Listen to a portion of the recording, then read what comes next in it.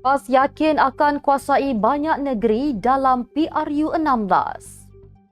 SPRM desak menantu Muhyiddin pulang hadapi kes pecah amanah. Kerajaan bakal wujudkan sistem aduan konten berita diambil tanpa kebenaran. El Nino dijangka berlanjutan sehingga Ramadan. Bismillahirrahmanirrahim. Assalamualaikum dan salam Malaysia Madani. Bersama saya Mirakila dalam Netstep 7 terhangat, 7 berita Malaysia paling trending hari ini. Jangan lupa untuk subscribe YouTube Netstep TV dan follow Facebook Netstep Malaysia.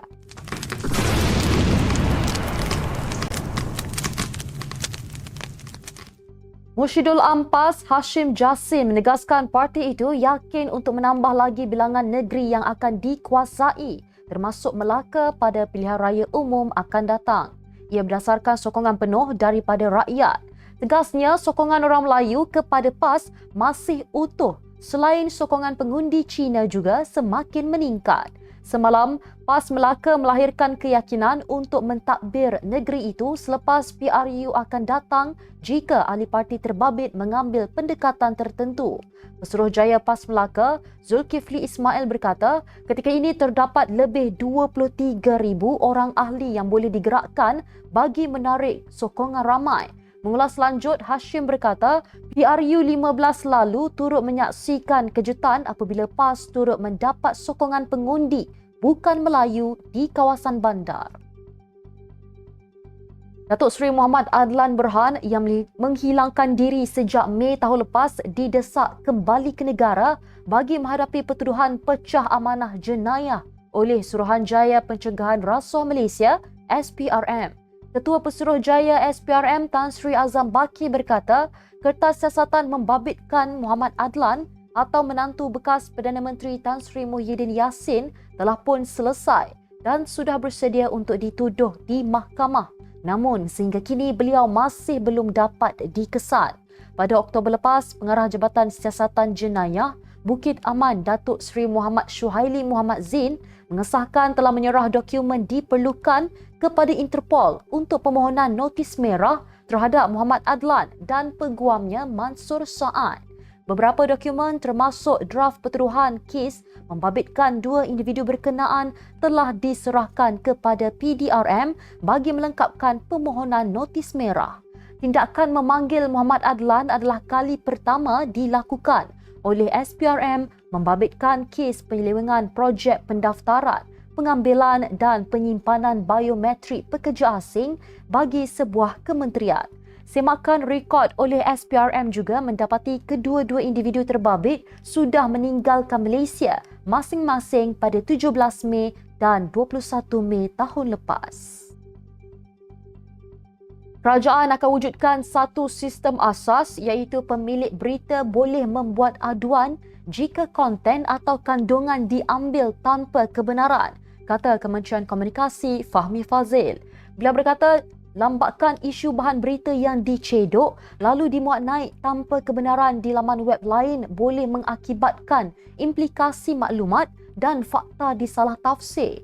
Menurutnya lagi, isu berkenaan bukan sahaja menyalahi etika pelaporan berita, malahan menimbulkan isu lain terutamanya kesalahan menafsir maklumat oleh pembaca dan rakyat.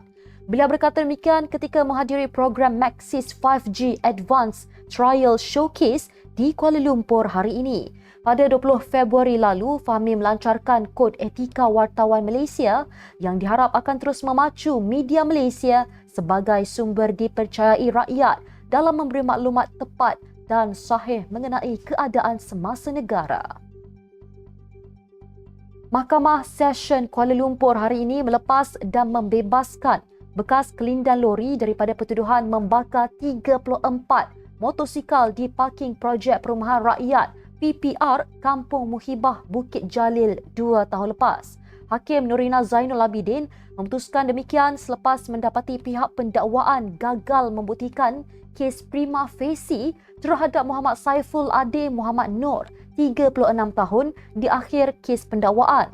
Oleh itu katanya tertuduh dilepas dan dibebaskan daripada pertuduhan tanpa perlu dipanggil membela diri. Sebelum ini, pada 30 September 2022, Muhammad Saiful Adin mengaku tidak bersalah atas pertuduhan melakukan perbuatan khianat dengan menggunakan cecair mudah terbakar iaitu petrol sehingga menyebabkan motosikal terbabit hangus terbakar di parking Blok G PPR berkenaan pada 2:21 pagi Julai 2022. Dia didakwa mengikut Seksyen 435 Kanun Keseksaan yang memperuntukkan hukuman penjara maksimum 14 tahun serta denda jika sabit kesalahan.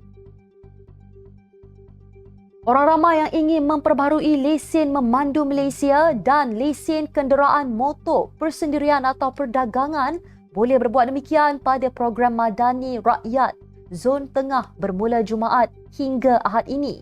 Menurut laman Facebook rasmi Malaysia Madani, pembaharuan lesen itu boleh dilakukan melalui Perkhidmatan Bergerak Jabatan Pengangkutan Jalan JPJ yang bakal beroperasi jam 9 pagi hingga 10 malam di Kompleks Sukan Kuala Selangor. Selain itu, orang ramai juga berpeluang untuk membuat pembayaran saman kecuali kes senarai hitam di Perkhidmatan Bergerak JPJ itu sepanjang berlangsung program tersebut. Untuk maklumat lanjut, orang ramai boleh melayari www.malaysiamadani.gov.my. Fenomena El Nino atau cuaca panas yang melanda ketika ini dijangka berlanjutan sehingga Ramadan ini.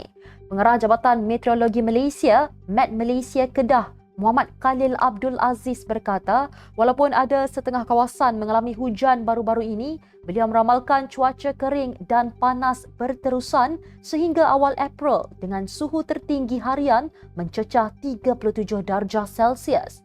Corak cuaca adalah disebabkan oleh fasa lewat monsun timur laut, biasanya dicirikan oleh penurunan hujan dan suhu tinggi. Beliau berkata monsun timur laut dijangka berakhir pada akhir Mac atau awal April, menandakan fasa peralihan monsun. Beliau berkata sehingga 27 Februari ini, ribut petir disertai hujan lebat dan angin kencang boleh berlaku walaupun cuaca panas. Balu Allahyarham Abang Boce Siti Nur Hidayah Muhammad Ali enggan menerima pembayaran wang saman fitnah yang dibuat Ali Putih pada Isnin disebabkan faktor keselamatan. Perkara tersebut dijelaskan peguamnya Muhammad Ibrahim Muhammad dalam satu video pendek di akaun Instagram Hidayah pada Rabu. Jelas Ibrahim, anak guamnya itu telah menghubunginya sebaik Ali atau nama penuhnya Said Ali Mubarak Said Muhammad Rizwan datang ke rumah Hidayah pada jam 6.30 petang dan membawa wang tunai berjumlah RM75,000. Kata beliau, tiada masalah untuk Encik Ali membayar wang tersebut secara tunai dari segi undang-undang. Tetapi apabila jumlah wang sebegitu besar dibawa ke rumah Puan Hidayah pada waktu senja dan urusan itu dibuat secara langsung, maka ia akan membahayakan keselamatan Puan Hidayah. Ibrahim telah mencadangkan agar wang itu dihantar ke firma guaman atau dimasukkan ke dalam akaun bank. Sekian sahaja tujuh terhangat hari ini. Jangan lupa bersama saya setiap hari pada waktu yang sama untuk ikuti tujuh berita Malaysia paling trending hanya di tujuh terhangat.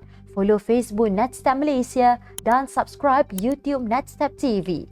Netstab Malaysia menjangkau informasi, mengorak inspirasi. Saya Amira Akilah, Assalamualaikum dan salam sejahtera.